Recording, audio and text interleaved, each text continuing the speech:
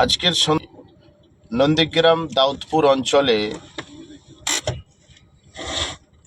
জেলা স্বাস্থ্য কর্মাধ্যক্ষ তৃণমূল কংগ্রেসের শামসুল ইসলামের বাড়িতে বম বিস্ফোরণ ঘটেছে।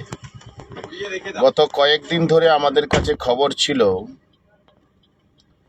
নন্দীগ্রাম দাউদপুর এলাকার যে আইএসএফ কর্মী নেতৃত্ব আছে তাদের বিরুদ্ধে এই বম ব্যবহার করার জন্যে ওনার বাড়িতে বোম বাঁধা চলছে।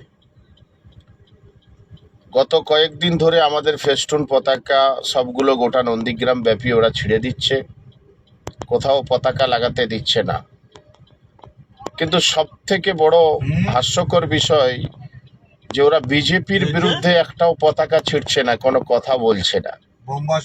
কিন্তু এটা ওরা বোঝাতে চাইছে যে নন্দীগ্রামে বিজেপি তৃণমূল থাকবে, আইএসএফ থাকবে না।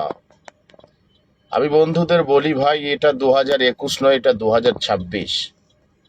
গত কয়েকদিন ধরে আমাদের কর্মীদেরকে হুমকি দেওয়া হচ্ছে জীবনে মেরে ফেলার জন্যে। তাই আমি ওই এলাকার সমস্ত আইএসএফ নেতৃত্ব এবং কর্মীদেরকে বলবো, সতর্ক থাকুন, সচেতন হন। কোনো কিছু অপ্রীতিকর কিছু ঘটলে প্রশাসনের সহযোগিতা নেন।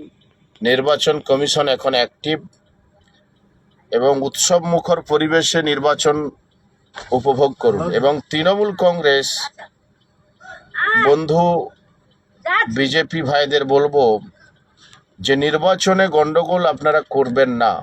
নির্বাচন একটা উৎসব, এই উৎসব উপভোগ করার জন্যে সৌভ্রাতৃত্ব বোধের বাঁধনে আমরা ঐক্যবদ্ধ থাকি। কোনো রকম গন্ডগোল ঝামেলার মধ্যে আমরা জড়িয়ে যেতে না পড়ি। আমি শুনেছি শামসুল ইসলাম ভাইয়ের বাড়ির কোনো সদস্য এই বোমের আঘাতে আহত হয়েছে।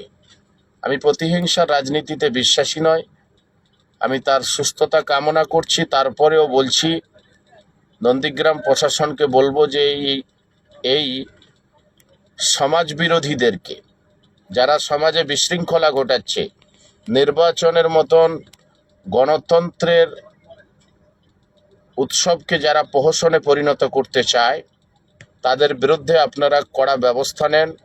নন্দীগ্রাম ব্যাপী একটা আতঙ্কের পরিবেশ তৈরি করার চেষ্টা করছে তৃণমূল এবং বিজেপি। আমি প্রত্যেকের কাছে আবেদন করব, এদের এই ঘৃণ্য চক্রান্তকে আপনারা ধ্বংস করবেন, বুমেরাং করবেন। সকলে সুস্থ থাকুন, ভালো থাকুন। থ্যাংক ইউ, ধন্যবাদ।